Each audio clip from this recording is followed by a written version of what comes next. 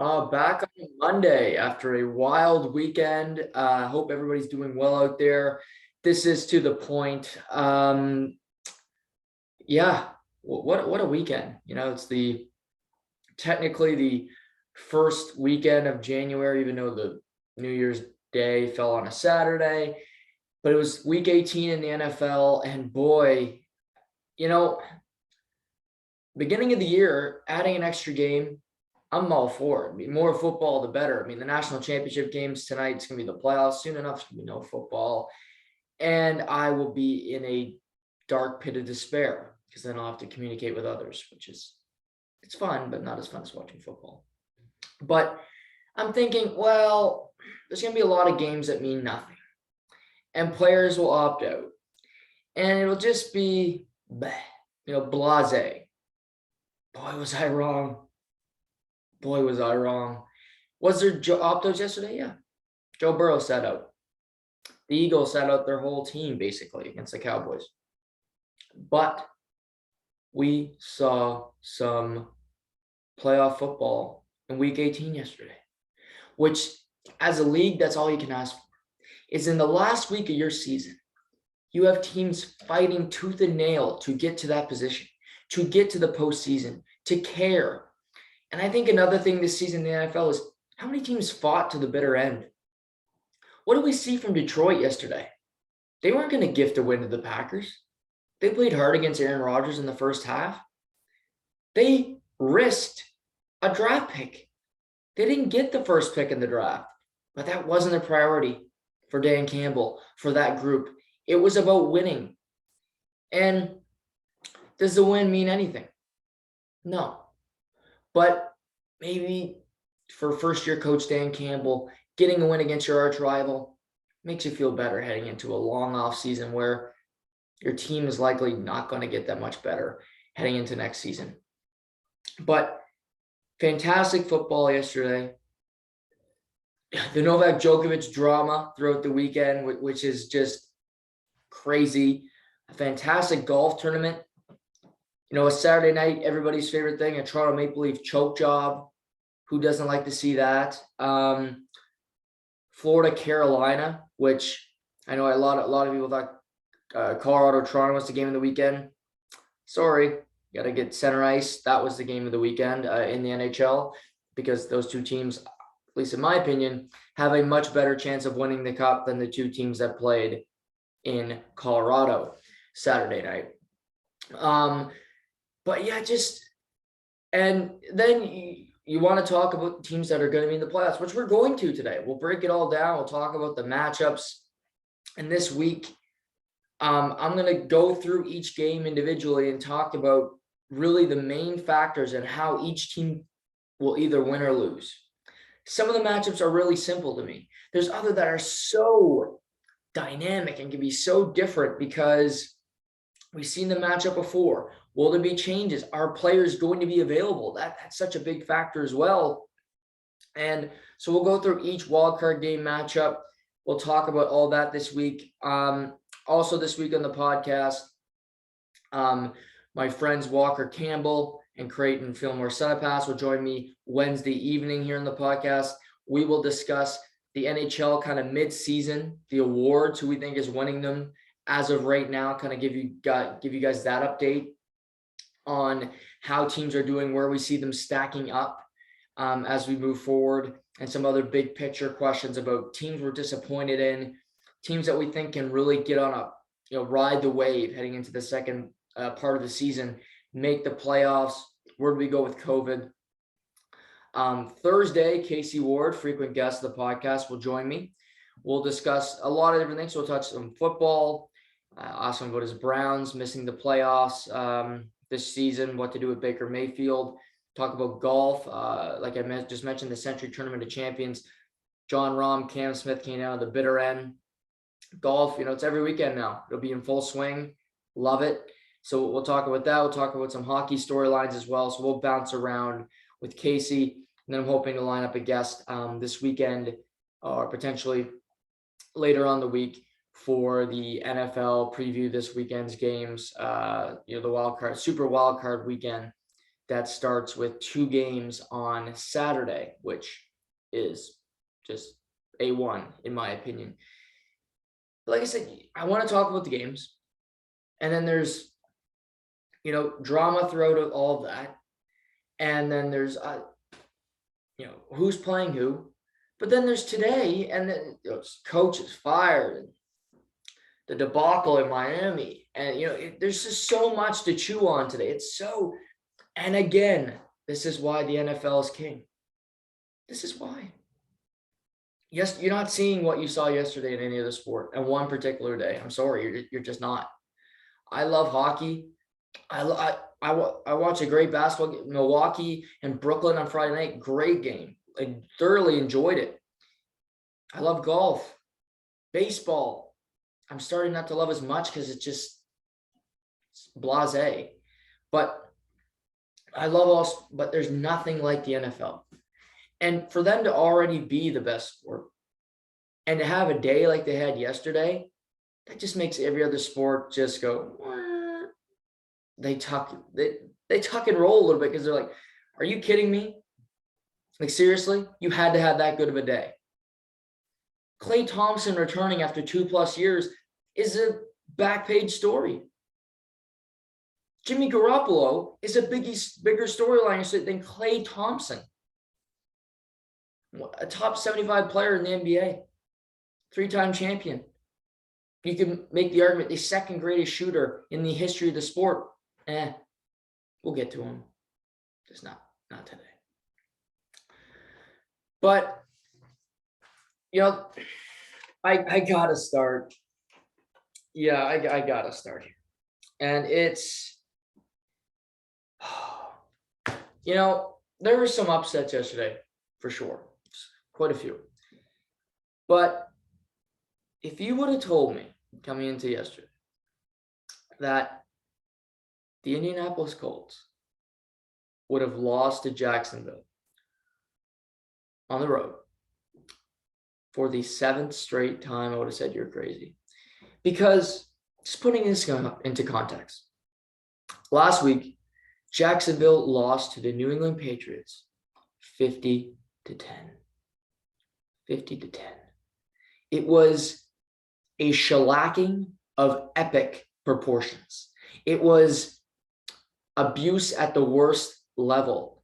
If there could have been a mercy rule in football, that was last week. And, Jacksonville's went through a lot. Head coaching change. Urban Meyer, all his headlines. Trevor Lawrence hasn't exactly played great. But what did we see yesterday? We saw the Jacksonville Jaguars do something that the Indianapolis Colts have done all year to their opponents when they win. And that's dominate the line of scrimmage. And they made the Indianapolis Colts offensive line with 3 Pro Bowlers look weak and ineffectual. The Jacksonville defense, which came into the game ranked 28th in sacks, had 6 yesterday. 6 on Carson Wentz. And then this defense that gave up 50, I will repeat, last week. Yes, Trevor Lawrence had 3 interceptions, but they still put 51 in the end zone. Forced 2 turnovers. And we'll get to Carson Wentz.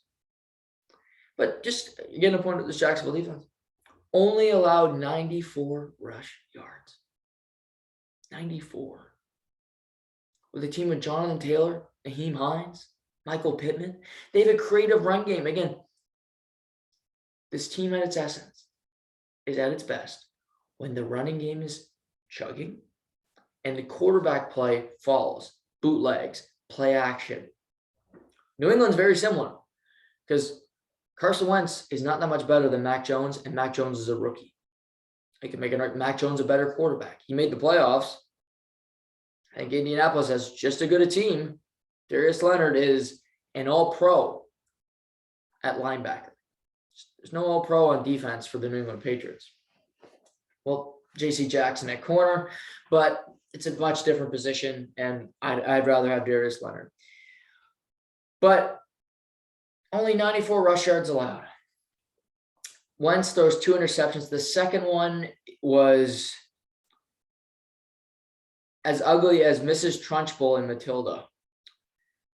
He's throwing, beautiful play by the linebacker. I mean, you got man-to-man coverage, linebackers is underneath, curling out. He's doing the moonwalk, moving through. Whoop, whoop, whoop. Wentz right in his hands. 3 plays later, end zone. And did Wentz play bad yesterday? Yes. And just to put it into perspective, how bad he played yesterday. There's this metric called QBR, quarterback rating. And it's done by Pro Football Focus, which is like NBC. Chris Collinsworth, I think, started about a decade ago. And it measures everything a quarterback does: running, throwing, interceptions, how many sacks he takes. So the minus you get docked for. I think it's based 0 to 100. Carson Wentz had a quarterback rating yesterday of 4.4. That's a 0 to 100. 4.4. So he stunk it up. And did the Jacksonville defense play great? Yes. Did the Colts offensive line stink? Yes. But in pro sports, they'll forget about the bad offensive line play. They'll forget that Jonathan Taylor only had 76 rushing yards. Because when teams that are supposed to make the playoffs, when teams that are supposed to win a round, when they forget about the small pieces. I think of a team like the Colorado Avalanche. They smoked through the first round last year. They get to play Vegas. They smoked them game 1. Now, did they get depth scoring in that series from guys like JT Compher, Tyson Yost, Valeri Nichushkin? No. But who takes the blame? McKinnon, Rantanen, Landeskog, the main guys. Because that's what pro sports is. Bit pieces are not going to take the fall. Well, that is unless you play in markets in Canada where, you could argue the main guys kind of get left off the hook, like Matthews in Toronto last playoffs. You see in previous years, Jake Gardner takes the blame, other guys that you kind of forget about the big boys, but we'll move on. In this circumstance, Carson Wentz will be remembered for this fault, for this failure, for this shortcoming, because he's the quarterback. And just to make matters worse and to make this story just a little bit more interesting, before this season, the Indianapolis Colts had Phillip Rivers. He retired. So they needed a quarterback. And they said, well, Carson Wentz is in Philly. Him and Doug Peterson don't get along. They're bringing Nick Sirianni, a young coach. They drafted Jalen Hurts in the second round. They're going to move on from Carson. Okay. Eagles say, you bet, but you're taking his whole cap, which is $103 million. Tough pill to swallow. But you get Carson Wentz, a former number 2 overall pick. What do the Eagles get in return? Okay, $103 million off their books. Check. A first-round pick from the Colts. Check. A third-round pick. Check. Oh, and the Eagles traded the franchise quarterback to the Colts, and the Philadelphia Eagles made the playoffs. My Philadelphia Eagles, who I predicted would, again, I don't root for teams, but I did predict them in about week 8, they'd make the playoffs. So I'm proud of my guy, Jalen Hurts. But this just makes this story that much more great. The Colts should have won yesterday. I was saying this to my parents watching the second game. San Francisco and Indy are good teams. They should make the playoffs. They both did not. The Colts didn't. San Francisco snuck their way in. Kudos. But you can have the pieces. You can have certain things. And certain games, your strength of your team, the run game, the defense will step up for you. Tom Brady had a very good season. He didn't have a great season last year. And in the NFC Championship game and in the Super Bowl, his defense outplayed the opposing team's offense and defense for that matter. And Brady was just okay. There are games when you're going to be just okay. But it's finding that game when your defense isn't great. They're not having their best stuff. And, there's looking at the opposition here, you got to give a ton of credit to Trevor Lawrence. This guy's let's just face it, he's had a terrible season. It's not all his fault, but some of it is. I mean, you throw more picks than touchdown passes. That's a bad metric. However you look at it, it's not going to cut it. You only won 2 games coming into this one. You just got blown out 50-10 against Mac Jones, who went 15th in your same draft class, which hurts. Urban Meyer's fired. I mean, it's a disaster in Jacksonville. But what did Trevor Lawrence do yesterday? Well, he balled out is what he did yesterday. He played like he did at Clemson in the national championship game. Yes, he only threw for 223, but he didn't turn the ball over. He ran the ball when he had to, and he threw a touchdown pass that not many people in the world can do. Poor snap in the red zone, 3rd and goal. He's on the run. He's got a guy right in his face. Throws the ball, takes a hit, back of the end zone. Marvin Jones makes an incredible catch. But tell you what, Carson Wentz is not making that same play. That's why you drafted Trevor Lawrence. You can hope you can put pieces around him that can fit. But yesterday was a performance to forget for the Indianapolis Colts. It was sitting on a silver platter. You're playing the worst team in football. On the last game of the season, win, you're in. You literally cannot say, I'd rather play any other team. You can't say that about Detroit. You can't say that about the Jets, who nearly beat Tampa Bay the week prior. They were in the catbird seat, perched. Just all you got to do is open the door. But it was a close shot on them. And I said, with this loss last night, thinking to myself, well, does Frank Reich get fired? Because you had a really good team. You expected to do better. Tennessee in your own division was the number 1 seed. That isn't great to me either. The fact that they're the number 1 seed, you don't make the playoffs. You play in the AFC South with Houston and Jacksonville, who stink.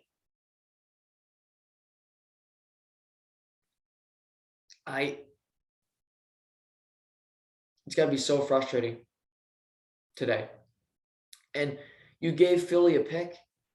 Philly is going to make the playoffs. They have 3 picks in this draft, 3 first-rounders, and they already made the playoffs. And I believe they have their quarterback of the future. They have 11 picks in this year's draft. And it's all about making the right selections. Having a bunch of picks doesn't mean anything.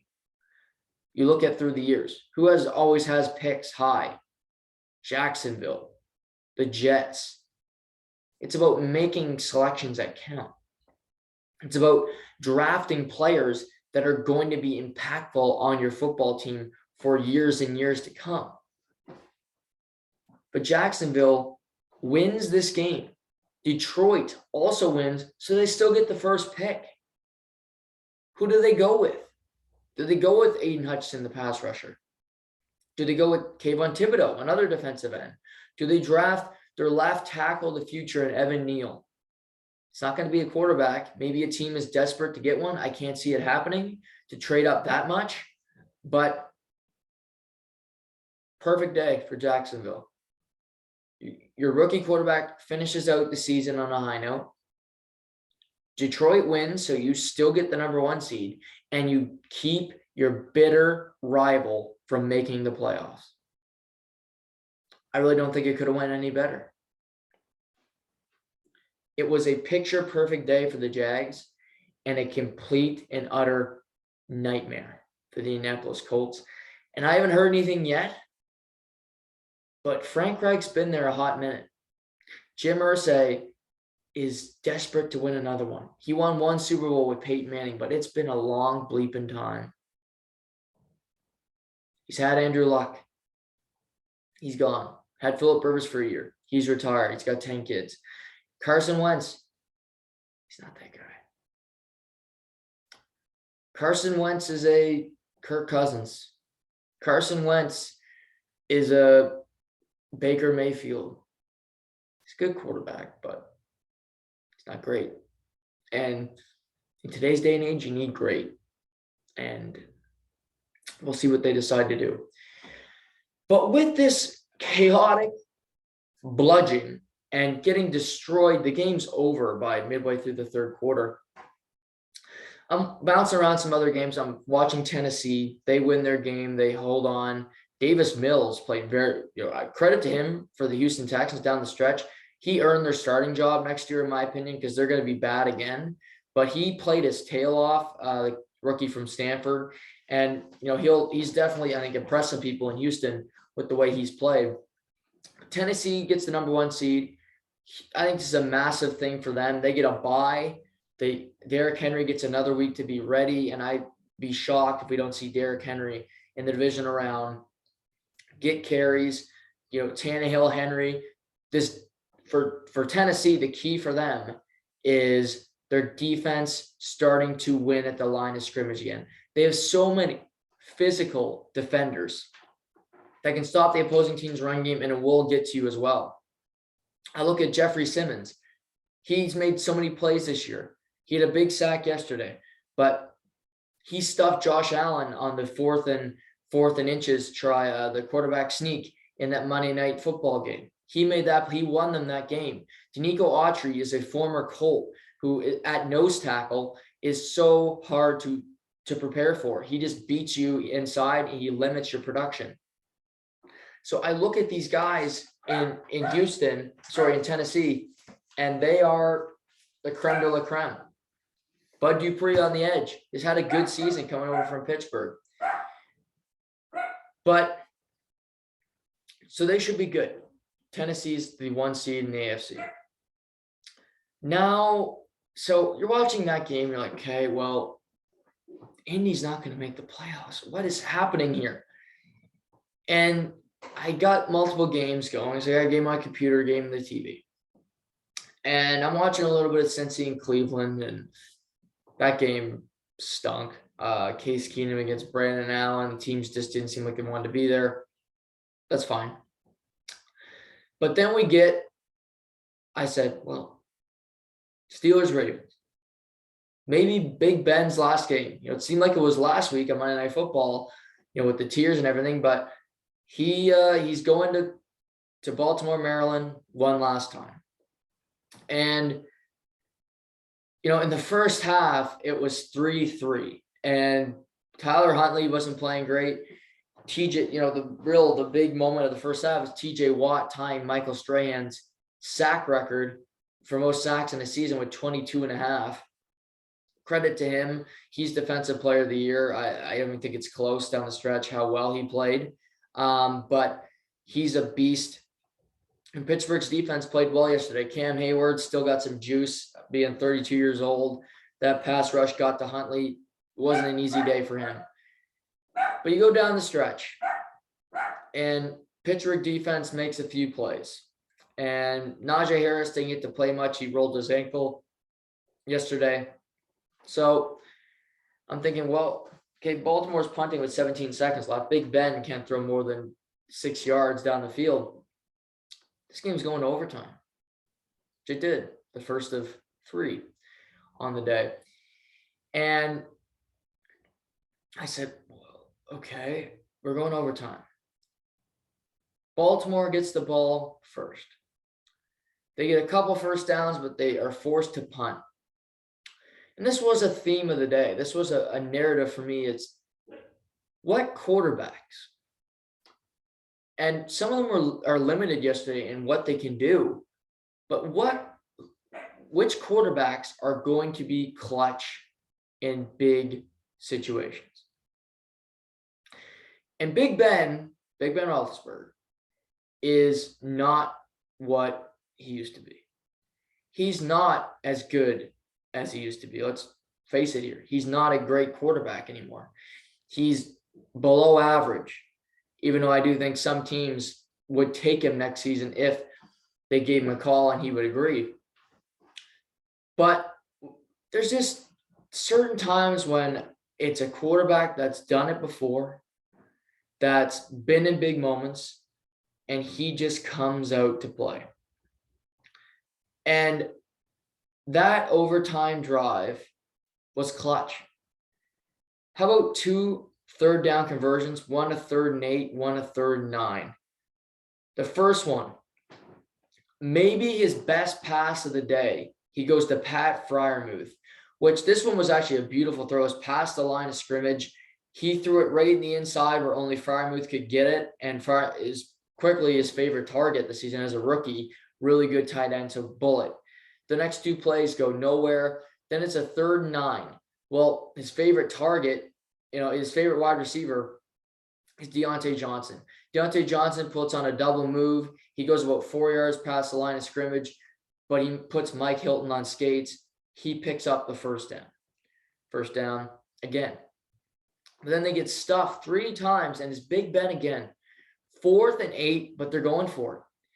Both teams still have an outside chance of making the playoffs. Pittsburgh knows, they don't know, I doubt they know the Colts outcome yet, but they need to control their own destiny. They need to win this game. So on a 4th and 8, they throw it to Big Ben. He throws it low because he had pass rush right in his face. He throws it very low. Ray McLeod is a special teamers, turn receiver, goes down low to catch the ball, first down. And after Najee Harris runs a big play, they take a knee to get to the 2-minute warning, and Chris Boswell kicks the game-winning field goal. Big Ben and the Steelers are going to play the Kansas City Chiefs next week. And they played the Chiefs 3 weeks ago, and they got blown out in Arrowhead, same location they'll play Sunday night. Do I expect that game to be close? Not particularly. But what did Ben do in this game? He still has that clutch gene. He's not Tom Brady. He didn't take care of his body. He didn't stay in great shape. But he's had huge drives in the past. He's done that. He's been there, done that. And on this drive, there's nothing, it was just perfection from Ben. Did his receivers play really hard for him? Did Deontay Johnson make a play? Did Ray McLeod have to make a really tough catch and then took a big hit? You bet. But Ben still had to get the ball there. He still has that ability that it's this moment. This is on me. The anti-Carson Wentz, where you curl up and just go back into your mother's womb and you're afraid to come out. Big Ben says, give me the bleeping ball. And looking ahead to later in the day, would the Chargers be a funner matchup for the Chiefs in the playoffs? No doubt. I mean, Justin Herbert not being in the playoffs is a buzzkill for sure. No doubt about it. But that's not what matters. Is there still a good story about the Pittsburgh Steelers being in the playoffs? Yes. Mike Tomlin willed this team to the play. Look at this roster. Big Ben's at quarterback. They made the playoffs. The Cleveland Browns and Baltimore Ravens did not. Lamar Jackson, an MVP winner in the prime of his career. Baker Mayfield, #1 overall pick. The Cleveland Browns load up in the offseason with talent, and they don't make it. But old man Ben makes the postseason. That's a good story. That's good content. And it's good content that somehow the Browns with the stacked roster don't, because what are they going to do? Reports that they're going to keep Baker. Okay. I like Baker to a certain extent. But there's just certain players that make big plays in big moments. And Big Ben's one of them. He is one of the most clutch quarterbacks in the history of pro football. Now, he's had a checkered career. Is he a saint?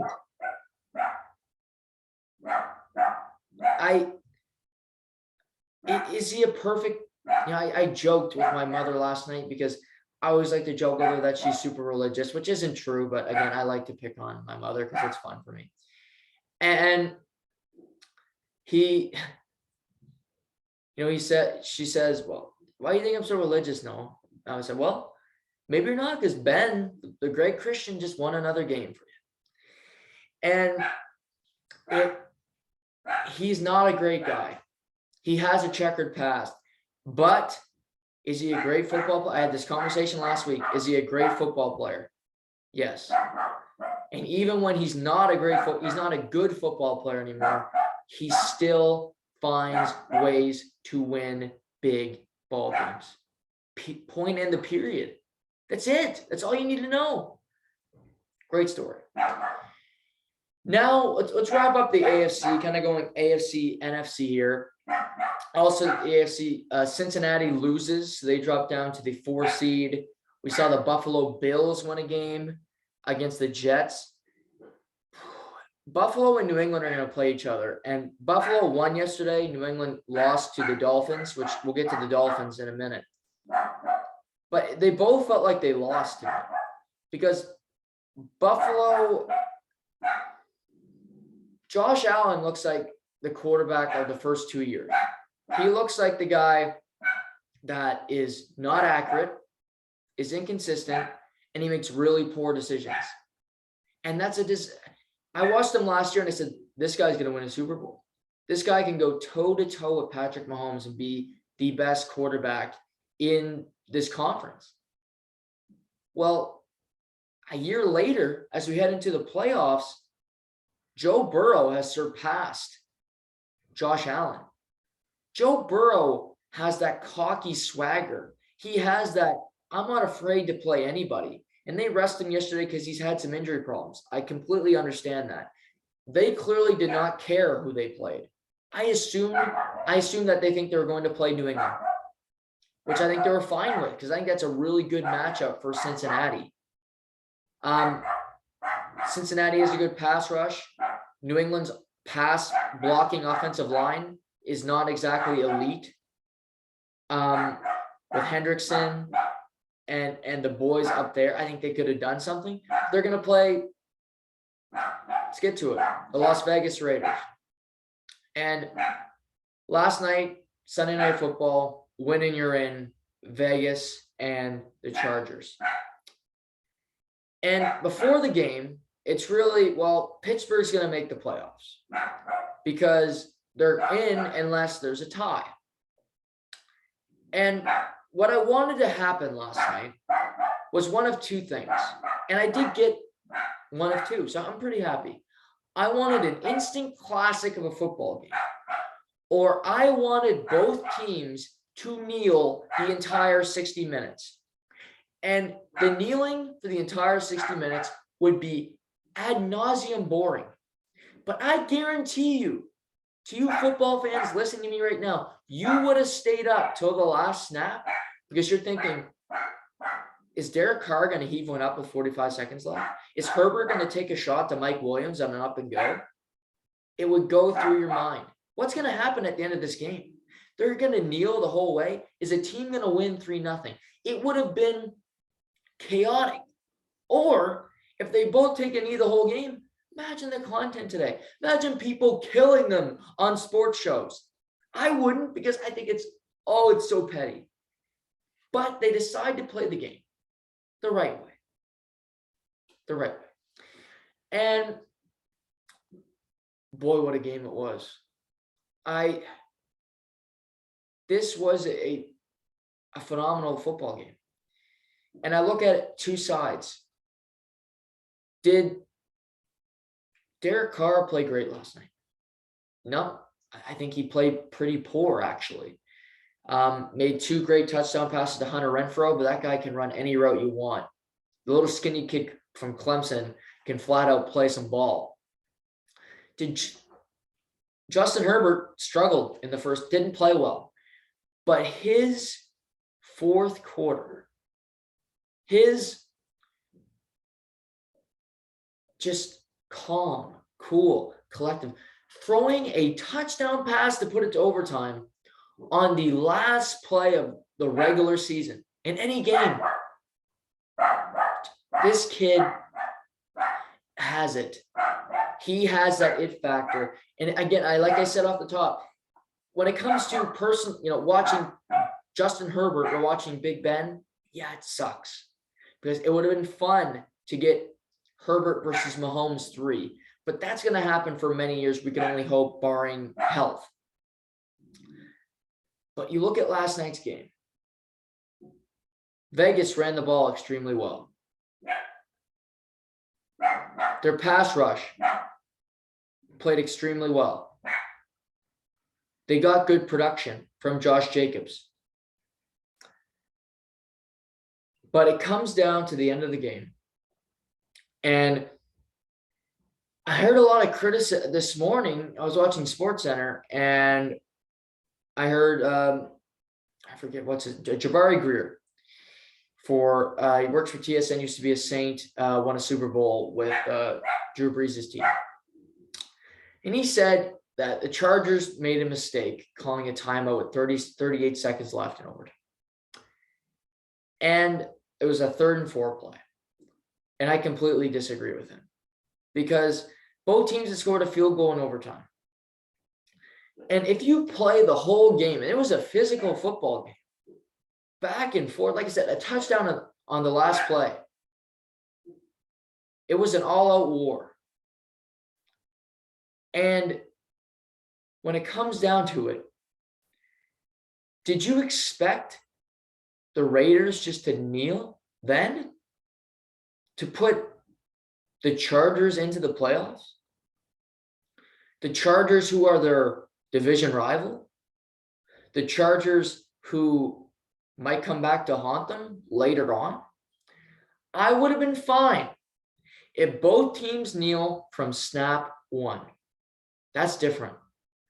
You don't play a whole game. You don't put your team through a physical toll, through violence, and then just say, well, let's see what happens. If you miss the field goal and you tie the game, that is one thing. You do not take a knee in that situation just to be like, huh. And clearly, Brandon Staley and the Los Angeles Chargers, who made stupid decisions last night, I will add, this was not one of them. Vegas, I would crucify today if they take a knee with 38 seconds left, because it's a completely different scenario. To me, you don't play a whole game and then say, okay, let's tie.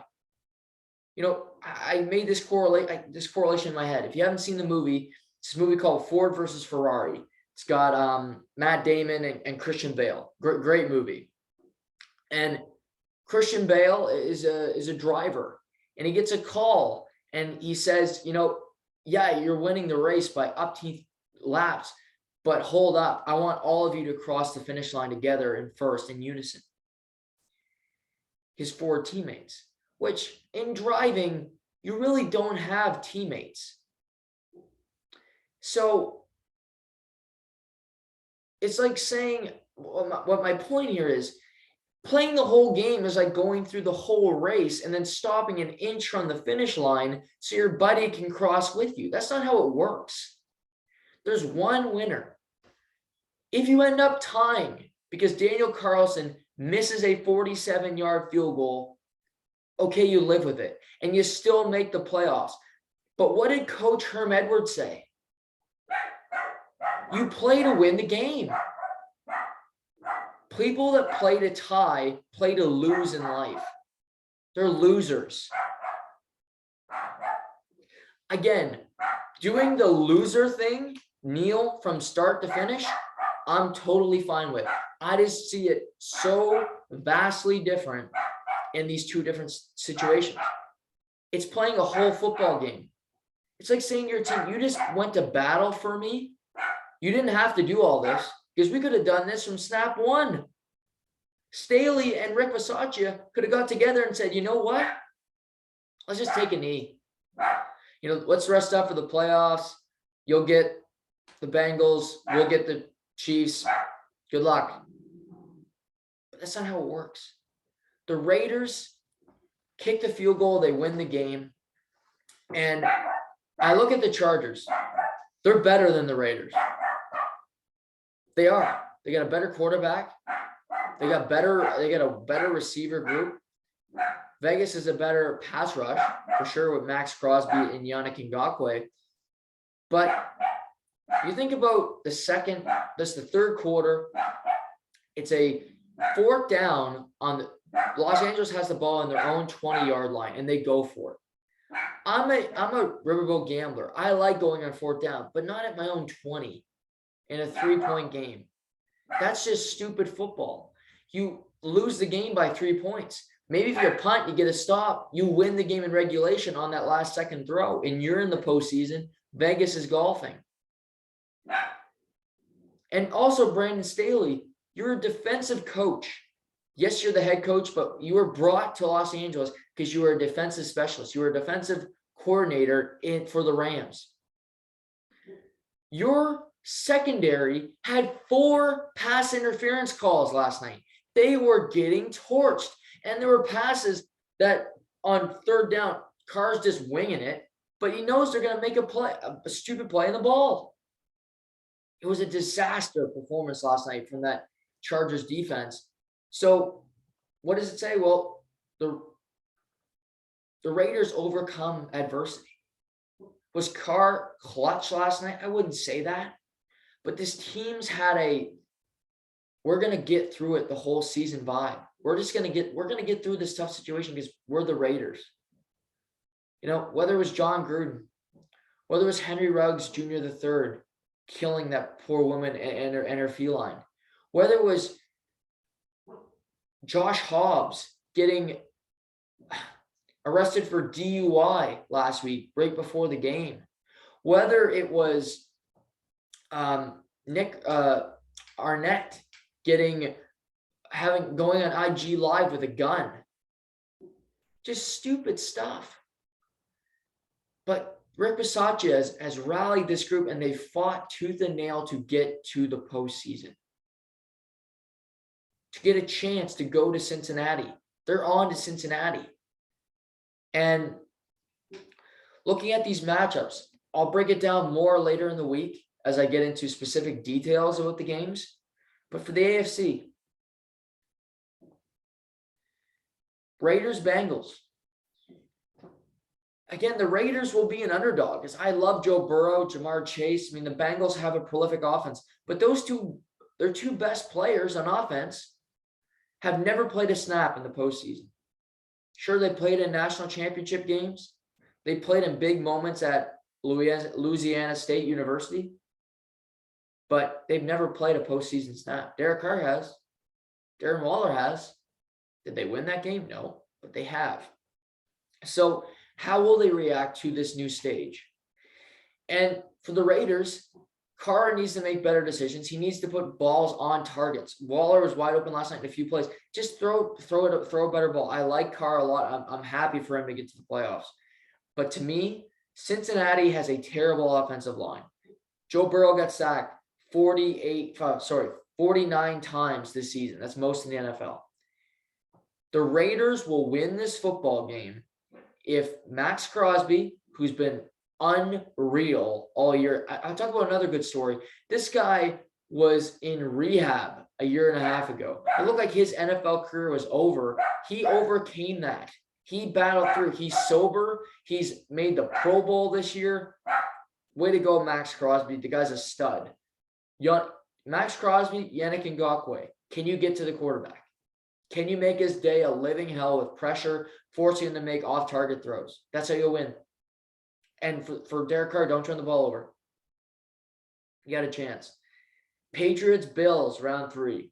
I'm happy these two teams are playing. I personally think the Patriots are going to win. I'll break it down more in the week, but they won the first meeting in Buffalo. I mentioned Josh Allen off the top. He's not playing great. His last couple games have been porous. I don't think he played particularly well yesterday, and they played the Jets. I mean, it was a ball game until the fourth quarter. The best thing I can say about the Bills is their running game is starting to come together. They ran for almost 200 yards yesterday. They ran for $150 yesterday. And, for New England, they almost gave up 200 rushing yards yesterday to the Miami Dolphins, who have just backup running back after backup running back with Philip Lindsay, Duke Johnson Jr. Miami had 195 rush yards yesterday.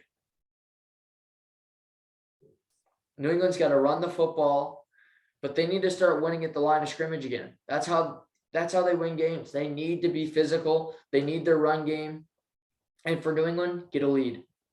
They need to play with a lead. That is so pivotal for them to play with a lead, because when they get behind, Mac Jones has to throw more than they run the ball. They lose that sense, and it can go completely haywire for this team. And the final matchup is Steelers at Kansas City. This one screams a blowout. Should be Big Ben Roethlisberger's final NFL game. Like I said, they played 3 weeks ago. I'm going to bring up that game for you here. And I know it was bad. It was, find the score here. It was 36-10. Yeah, I knew it was bad. Roethlisberger only threw for $159, threw an interception. Mahomes went 23 for 30, 258, 3 touchdowns. This game shouldn't be close. It can be closer, in my opinion, if that defense for the Steelers with TJ Watt, Cam Hayward, Alex Highsmith, that pass rush, and their secondary with Sutton played really well yesterday. Minka Fitzpatrick makes big plays. They can force some turnovers, and that defensive line can limit Patrick Mahomes and that offense's potency. Potentially it can be a game into the second half, but I don't like the Steelers' chances of winning at Arrowhead. Just how good they've been playing. Switching to the NFC. Green Bay was the number 1 seed before the day started, so there wasn't a lot to be decided there. Aaron Rodgers plays the first half for Ego only. I'm sure that he wanted to put a little stamp on his MVP case, and he threw 2 touchdown passes to Allen Lazard. So maybe he accomplished that goal. Maybe he didn't. Well, I guess we'll have to wait and see until the week prior to the Super Bowl.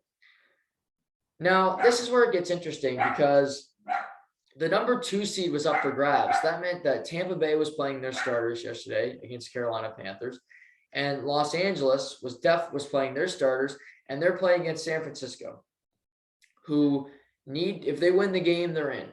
So they're under a lot of pressure. And also, if San Francisco loses and the New Orleans Saints win, New Orleans is in, San Francisco will be missing the playoffs. And quite frankly, going into the day, I said, San Francisco's got a tough game today, but they're a much better team than New Orleans. And they just are. New Orleans, just to finish above 500 this season, is a miracle. Credit to Sean Payton. He had 4 different starting quarterbacks. Their defense is elite, but Drew Brees left, Taysom Hill, Trevor Siemian, Jameis Winston, Ian Book. It was just a disaster at quarterback for that football team. And let's look at it. Tampa Bay playing Carolina, who are a disaster. They said before the game Matt Rule was not going to be fired, which I talked about on Saturday. But, he hasn't had a good tenure there. It hasn't looked good for Matt Rule. But the Bucs just lay a beating on them. 41-17. Tom Brady was 29 for 37, 326, 3 touchdowns. Just dominant, 2 to Mike Evans and 1 to Le'Veon Bell, who got some run in this game. He had four plays. But, they win the game. Their defense looks, plays well in the game. And I think it's going to be close for MVP between Brady and Rodgers. Again, I talked about Hub Arkish last week about the fact that he said that, because Aaron's a jerk, because Aaron's an asshole, he wouldn't vote for him to win MVP, and also for the fact that he's not vaccinated. I think there's more people like Hub Arkush. I think Tom Brady had a really good year. It doesn't hurt him that the fact that he's 44 years old, and the fact that they got to the number 2 seed despite all the injuries and despite all they went through. So I don't think it's a close case yet. But if I had a vote, I would still vote for Aaron Rodgers, because I think he was more valuable to his team than Tom Brady was to his team in Tampa Bay. So Tampa Bay rolls. If LA loses, they'll be the 2 seed in the playoffs. So this is where we get to another game of the day. Again, we talked about 2 overtime games so far: Vegas, Chargers, obviously the Steelers. But you look at this first half, and you would have thought, okay, San Francisco's just out to lunch. I mean, what the hell happened? 17-0. 17-0 at one point in this game for the Rams. You had Stafford throw touchdown passes, 2 to Tyler Higbee, which was pivotal.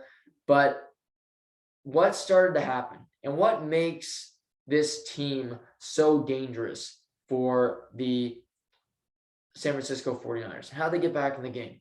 Well, it's called winning at the line of scrimmage. And in the second half, they ran the football. For a drive, they had 11 plays. Only one was a pass play, and the pass play was a trick play, a pass thrown by Debo Samuel for a 24-yard touchdown to Juwan Jennings on a beautiful play. But it was just their offensive line dominating the defensive line of the Rams. And this is where you look at the Rams and say, okay, what's going on? You have Leonard Floyd. You got Aaron Donald. You got Troy Reader. You got Von Miller. This can't be happening. And it's the weakness of their team. We've seen it all year. When they lost to the Packers, A.J. Dillon had a field day against this defense. It's entirely too easy to run against the interior of this. They were in the second half, the San Francisco 49ers averaged 7 yards a carry. It wasn't Elijah Mitchell only ran 21 times for 85 yards, but Debo Samuel ran 8 times for 45 and a touchdown. So in the second half, they just start chugging along. And Matthew Stafford goes Matthew Stafford. How about 2 interceptions in the second half? And this is just what he does. In his last 3 games, he has 7 interceptions.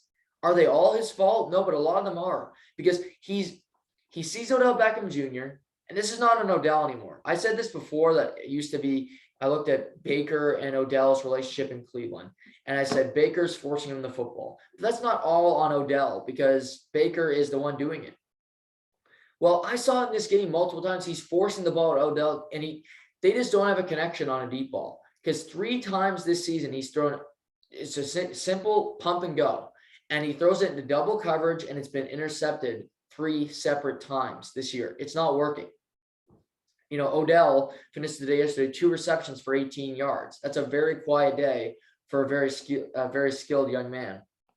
But Cooper Kupp has a big day. But we get into it late in the game. 49ers are going down the field, 7 minutes left. They're in the red zone. Jimmy Garoppolo throws an interception. Just a fantastic play by Jalen Ramsey. He bobbles the ball, but comes out with the interception. They go down the field, 3rd down play. Stafford, beautiful throw. And this is where you look at him and say, God, Stafford's a good player. And he throws a beautiful back shoulder throw to Cooper Kupp at the back of the end zone. They take the lead with 2:29 left. And I'm thinking it's over. San Francisco is a running football team. Jimmy Garoppolo, aka pornstar Jimmy, is, he's a good quarterback, but we saw what he did in the Super Bowl. He had to complete one pass to Emmanuel Sanders. If he completes that deep ball, they win the Super Bowl. Mahomes' legacy, Mahomes is always the next phenom. That's really put to bed, because he doesn't have a Super Bowl right now. But he drives down the field. He has an incredible drive where he goes to Juwan Jennings. Debo Samuel makes a guy miss in the open field. He had a phenomenal game yesterday. He's just finding guys left and right, dinking it down the field. Big play, big play. And then finally, with 26 seconds remaining, you find him. They have two guys running to the left. Jennings kind of cuts off his route. They double Samuel over the top. Juwan Jennings is underneath. He catches a 14-yard touchdown, his second of the day. And I questioned this decision at the time. And I questioned this decision last night with the Chargers, where you're within a point late in the football game. It would have been 26 seconds for the Rams. They had 2 timeouts. It would have been the last play of the game, literally the last play of the game for the Chargers at the end of regulation. Go for 2. And both decisions, I disagree. I think they should have went for 2 to win the game. And hindsight's 2020, but I said watching the game, if I'm San Francisco, I go for 2. Because I don't want to put it in Stafford's hands. I don't want to give them an opportunity. You're relying on a coin toss, which is pure luck. I hate luck. I just want to relying on Jimmy Garoppolo to have another touchdown drive, another clutch one. I'm not that confident about that, just to be honest. I'll take my I'm going to score 2 points here. We're going to walk off. We're going to win this game. Chargers, you got all the momentum. You have Justin Herbert. You're a team that went on 4th down the most in the NFL. Again, Staley played to lose in that situation because he played to tie. You play to tie, you play to lose in life, and that's what he did yesterday. I would have went for 2. You win the game or you lose the game. Hoping for something that's never going to come. I just hate that mentality. But nevertheless, San Francisco kicks the extra point and they win the coin toss. And they go on a good drive, but it ultimately gets stopped when Jimmy Garoppolo throws the ball at George Kittle. It was only a yard past the line of scrimmage, which was a puzzling throw still to this very moment. And they get stopped. So then they have to kick a field goal. And Stafford goes Stafford again. Deep ball to OBJ, like I said, in overtime. It's intercepted. San Francisco gets the win. It's their 6th straight win over the Rams. And huge win. They go advance to the playoffs. You know, winning you're in. Jimmy Garoppolo, clutch moments for him. And you talk about certain games, you know, and this player has been fantastic all year, but, you know, I think Cooper Kupp is going to win Offensive Player of the Year because he's not going to win MVP. But Debo Samuel should be in that discussion because let me just tell you his day. So Debo Samuel, the wide receiver extraordinaire for the San Francisco 49ers yesterday, had 4 receptions for 95 yards. He had 26 of them in overtime. He had 8 carries for 45 yards and a touchdown. He has the most rushing yards by a wide receiver in the last 18 years in the NFL and the most touchdowns. He also threw the ball yesterday, 1 for 1 for 24 yards and a touchdown pass. He is a jack of all trades. He is a Swiss Army knife extraordinaire. And who wouldn't want him on your team? Because he can run between the tackles when you want to give Elijah Mitchell a break, because they really don't have a number 2 back that they completely trust, with Raheem Mostert tearing his ACL earlier in the year. And he's a yards after the catch machine because he'll catch the ball in space, but he's so elusive. He's so strong. He'll break it off and get 20 more yards after a throw that should gain 8. He's a phenomenal talent, a phenomenal player. And he won't win the award because of Cooper Kupp, because of Jonathan Taylor, but I think he's right in that discussion. He should be number 3, if not number 2. Jonathan Taylor had a really poor end to his season. Yes, he had 100 yards rushing against the Raiders, but you know, it was his last carry that got him to 100. It was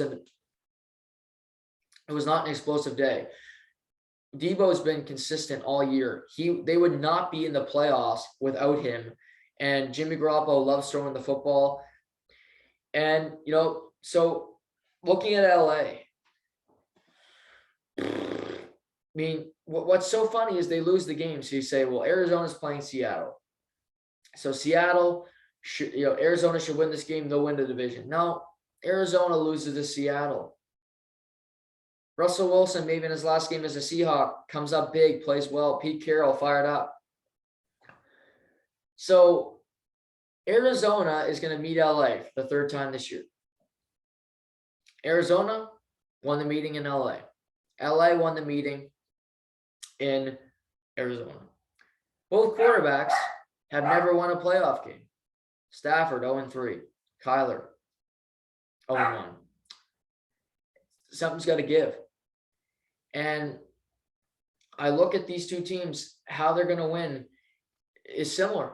Number one, you can't turn the ball over. Both teams love to do it. Both quarterbacks are prone to doing it. You mentioned Stafford, 7 interceptions the last 3 games. He's thrown 4 pick sixes this year. Aaron Rodgers has thrown 3 his entire career. For the Rams, you got Cooper Kupp. Odell's a good receiver, but don't force him the football. If the deep pass isn't there, Stafford, don't throw it. Take what's there. Run the ball some more. Michelle and Akers are there. It's not all about you. Winning is way more important than Stafford throwing the ball 45 times, in my personal opinion. And also for LA, how can a defense with Leonard Floyd, Aaron Donald, Von Miller, Jay Ram, some of the greatest defensive players in the game, be this bad? You cannot be bullied this much. It can't. This team will win, not in spite of Stafford. He's still got to be good. But can you go out there and win this? Can you shut down Kyler Murray?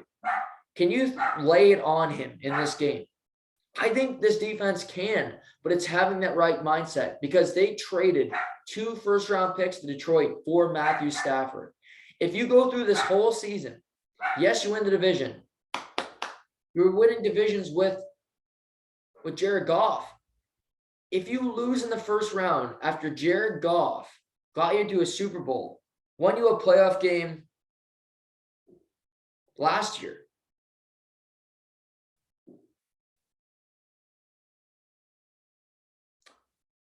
what was the point of the trade? There's no fruit there. It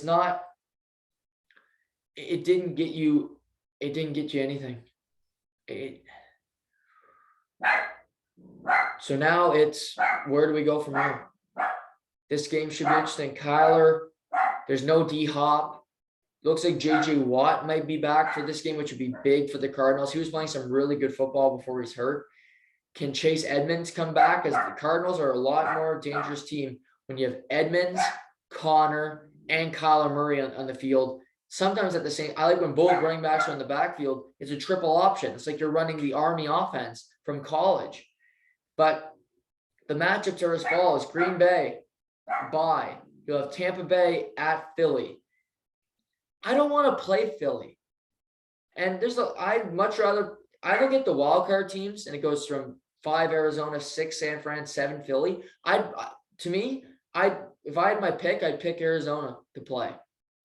Because Philly, what worries me about Philly, what worries me about any team that, yes, they're not as talented, they don't have as many skill position players that you fear. But what does Philly do? They know their identity. They know what they do well. They know they run the football with multiple really good backs. They know they have one of the best offensive lines in football. And they know they have a dynamic quarterback. Is their defense elite? No. But Saturday night is not an accurate picture of that. And Dallas's offense is not an accurate picture of how good it was that night either. Dak played late into the game against the backups, maybe just to hope, Jerry Jones to make him feel better about his porous offense. But again, Philly worries me because they know who they are, and a team that runs the football as effective as they can against a Tampa team that is more talented. What if they chew the clock up? What if Brady is not on the field for a whole half? It can happen. That would worry me. Do I think Tampa Bay will likely beat them? Yes, but it's not an easy game. Dallas versus San Francisco. Again, San Francisco cannot have another game where they have 3 points in the first half, where they come out flat, because Dallas is a front-running team. Dallas is at its best when they have a big lead, when they are favored, Well, if they get a 14-0 lead, Dallas will win that game by 40. That's just how they work. When they're in a nip and tuck game, that's when it gets interesting. That's when Dak Prescott, that's when this team really will face the pressure. Do I trust pornstar Jimmy? Not so much, but Dak Prescott still has a lot to prove as well in Dallas. So I think this is going to be a great football game for sure. And then it's LA, Arizona. That's a Monday night. So it's a changing this year. It's a super wild card weekend where the schedule is as follows. Saturday, you got Raiders, Bengals at 5:30. Saturday, 9:15, Patriots at Bills. Sunday, Eagles, Bucks at 2:00. 49ers, Cowboys at 5:30. And Steelers, Chiefs at the 9:15 slot, Sunday Night Football. And then Monday night, you have Cardinals at Rams. So pretty damn fun weekend upcoming in the NFL. And, there's always drama in the NFL. You're getting it. There's talked about teams that lost yesterday. I expected some teams to make some changes today. But, you look at it, the Chicago Bears fire head coach Matt Nagy, aka Matt Gase, and their GM Ryan Pace. Yeah, long time coming. I don't know why they didn't do it last offseason. It's stupid for me from teams that they give their coach and GM another year when you can't really expect it when the roster stinks and you look at it. Ryan Pace and Matt Nagy were there when they drafted Mitch Trubisky. They went through that project. They took him second overall. They reached for him. They benched him several times during his stint. He's gone. Justin Fields. They need to find a coach that can nurture Justin Fields and really make him, play his best football, and also use David Montgomery. They have a great running back at their disposal, and Matt Nagy just seemed to never know how to use the running game effectively, which is just a head scratcher to me. But I don't know if he'll leave Ohio State, and it's a college coach, and this guy isn't Urban Meyer. But Ryan Day coached Justin Fields at Ohio State. They're very comfortable with one another. I think he's a quarterback. He builds quarterbacks. CJ Stroud this year had a great year. He knows how to do it. I don't know if he wants the job. I don't know if Chicago will target him, but he would be interesting. I also expect them to take a run at Jim Harbaugh because he's been at the top of their, I think he's been on their wish list for a long time, him being a Chicago Bear and being really close with the McCaskey family. The Giants, Dave Gettleman retired, which, he didn't want to be fired. So he retires, leaves from the Giants. They'll be in search of a new GM. So that's two GM jobs open now in the NFL. Three, actually, I forgot about this one. The Minnesota Vikings, to nobody's surprise, fired their head coach, Mike Zimmer, and their GM. The GM had been in the organization 16 years in different roles. So he's now gone. Spielman, the GM, is gone. Zimmer, 61-year-old. He missed the playoffs for a second year in a row. I mean, he's always just, he went 72, 56-1 in 8 seasons. That's a good record, but he was 2-3 in the postseason. They never could overcome the Packers. And it's just, he didn't do enough. And for the GM, he gave Cousins that big contract. He's just an average quarterback. Case Keenum had more success in Minnesota than Kirk Cousins has so far, and that just can't happen. So we'll see what happens in Minnesota. But that's another one that was an easy one. Now we get to the decision today that is just asinine is not a strong enough word to describe what happened today in the Sunshine State. And I expected Zimmer to be fired. I expected Matt Nagy. Joe Judge for the Giants should be fired, but I don't understand why Jim Mara won't. Doesn't make any sense to me. Another Belichick disciple that just can't be himself. He has to try to be Coach Hoodie 2.0. And we see how well that went for Matt Patricia in Detroit. He's back with the Patriots doing some stupid job. He can't even figure out what the guy's doing anymore. But he's not a head coach, I'll tell you that. but he hasn't developed a quarterback. The culture stinks in New York. Nobody watched the game yesterday, but if you're on Twitter, you saw that on their own 4-yard line, it was a 3rd and 9 play. The New York Giants ran a quarterback sneak. A quarterback sneak, for people that don't know, is when you line up on your center, or you line up on the center, you have your 2 guards there, and you basically go behind them trying to plunge forward to gain yardage. It's when you want to gain an inch, it's when you need a yard for a first down. Tom Brady does it all the time. You do not do it on a 4th and 9. It does not work. It's giving up on a 4th and 9. It was embarrassing. It was such a joke of a play call. He should be fired just based on that alone. But the Miami Dolphins were, they had a up and down season. For the first time in the history of the league, they were a team that lost 7 games in a row and then won 7 games in a row, which is crazy to think about. But, they went through ups. Tua's been hurt. He had ups and downs throughout the season. They lost to Tennessee last week, but they rebound yesterday with a moral victory over the New England Patriots, knocks the Patriots down into the 6th seed. So for all the Dolphins fans, you sweep the Patriots. That's a fact on the season. But winning the last game of the season, does it really give you momentum heading into the next season? No. And the reason is because you play in 9 months. It doesn't. Your team could be vastly different, so it doesn't. But they finished 9-8. They're above 500 for the 2nd straight season with Brian Flores. He had 3 seasons. 2 of the 3, they're above 500. They didn't make the playoffs, mind you, but they're also in my opinion, the 2nd toughest division in football. You look around, NFC West was loaded. Seattle went 7-10, but the other 3 teams in that division made the playoffs. NFC North, Green Bay got the number 1 seed. The other 2 teams, Bears fired their coach. Minnesota fired their coach. Detroit, 2nd pick in the draft. Not exactly murderer's row. NFC South, Atlanta Falcons, garbage. Saints, not a good team. Panthers, clown show. Tampa makes the playoffs. I could go through them all here. AFC North, Steelers make the playoffs. AFC South, only the Titans. Again, they're in the 2nd toughest division in football for sure. And they finish above 500, playing the Bills twice, playing the Patriots twice. Kudos to them. But today, they fired their coach, Brian Flores. And to me, this just makes no sense.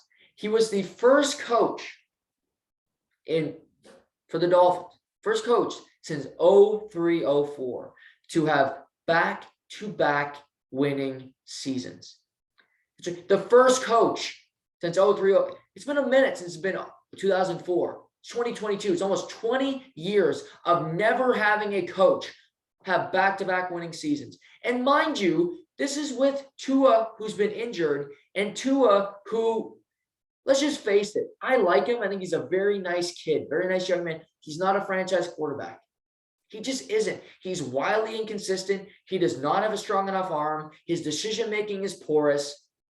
He just isn't that guy.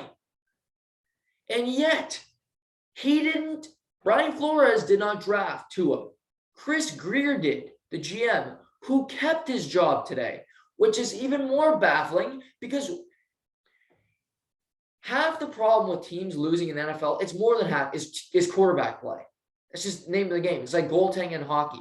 Well, if Brian Flores did not select the quarterback who is currently playing on the team, and he has a winning record, with clearly the Dolphins are looking to upgrade at that position, how is that his fault? He should be lauded by his general manager for saying he took an offense that was very lackluster. He took running backs off the street, and Duke Johnson had over 100 yards rushing yesterday, and Philip Lindsay, and he got us to over 500. Was it a clown show through 8 weeks? No doubt about it. It was a joke, but he got through it. And this is just what bad organizations do. You finally have a coach that's developed a real culture there that you can see the guys like playing for him, that actually wins. For a team like Miami, again, I don't believe in the moral victory stuff. My parents were trying to pitch me this argument yesterday. I'm not hearing it. But back-to-back winning seasons, that's a culture builder. Not beating the Patriots in a meaningless game for you where you got a moral victory. Moral victories are good for losers, and I'm not even going to go there. But you have a coach, back-to-back winning season. You're building. Maybe you take the next step into making the playoffs next year. But not only that, it's been widely reported that Deshaun Watson, who is dealing through legal issues, but when he's available, he's a top 5 quarterback in the game. That's just a fact.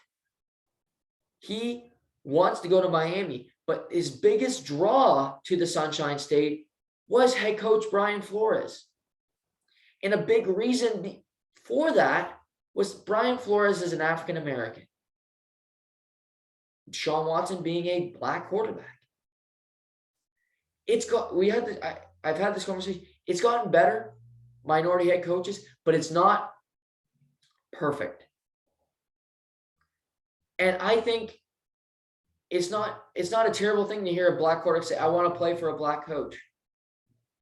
Because we've heard white players, we've heard white coaches talk about, I need to have a white quarterback because the black quarterback can't throw, or he's too athletic. He's a wide receiver. So it goes both ways here.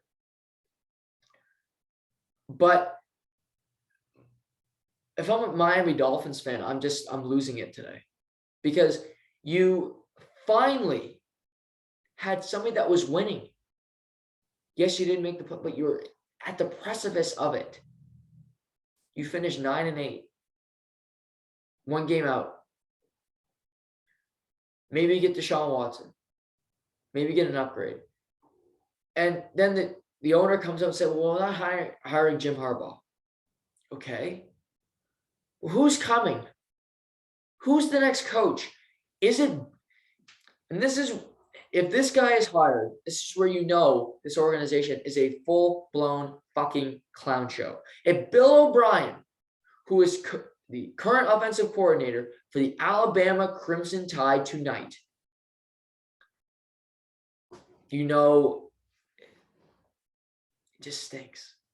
Because Bill O'Brien was in Houston and he had a great team and he just burned it to the ground.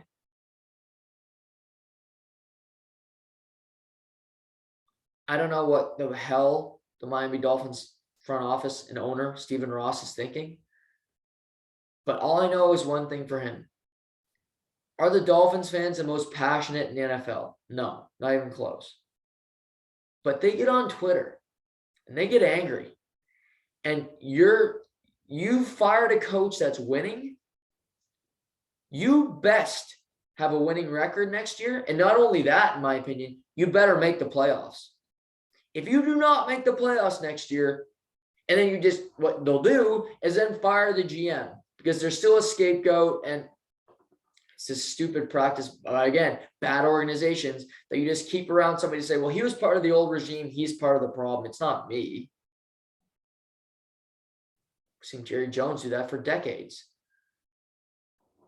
But it's puzzling to me how Brian Flores, who came from the Belichick tree, but was his own man, built his own culture, didn't try to be Belichick 2.0 like Joe Judge. Joe Judge doesn't even come close to having a winning record. Brian Flores has had 2 winning seasons out of 3. He gets fired, yet Joe Judge, the idiot, keeps a job.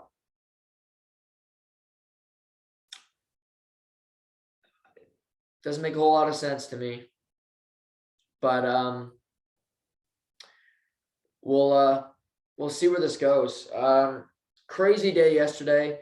Doesn't slow down tonight. We got the national championship, Georgia, Alabama. I'll get into the golf tomorrow. We'll talk some hockey from over the weekend, but today was just a football day. We'll recap the national championship tomorrow, get into more to any other NFL news that we missed on the podcast today. But as I mentioned, lots coming this week. Lots of great content. Seamus and I will recap El Camino, a Breaking Bad movie, tomorrow night. So we'll talk about that. Get it his first time for him watching it. So we'll get his thoughts, talk about the major plot, the themes, what they chose to do in the movie, and kind of characters, things that we're going to go a little deeper tomorrow night. We will go through the recap of it, but also kind of the bigger plot, the bigger point of the movie and what we ultimately thought of it, get to the core of it. So everybody enjoy the Natty tonight, Georgia, Alabama, 9:15 start there. Enjoy whatever else you do on this great Monday evening. But as always, thank you for the support. Follow us on our social channels on Instagram, Facebook. Find us on YouTube, wherever you get your podcasts, Apple, Spotify. And I'll talk to you all tomorrow. Take care.